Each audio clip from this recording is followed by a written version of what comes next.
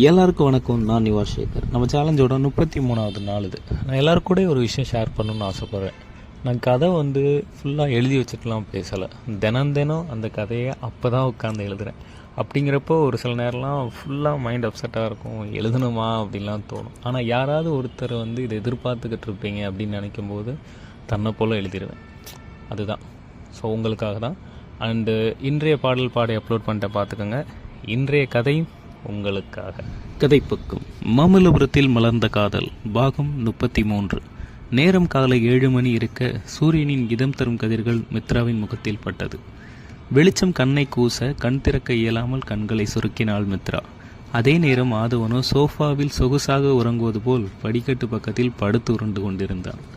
மித்ரா தனது அழைபேசியை எடுத்து நேரத்தை பார்க்க மணி 7:30 என காட்டியது. ஐயையோ என பதறி அடித்து எழுந்தவள் விறுவிறு என்று முகத்தை கழுவ ஓடினாள்.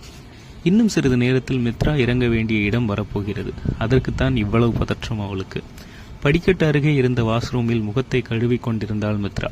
எதிர்ச்சியாக அவள் கீழே பார்க்க திடுக்கிட்டு போனாள்.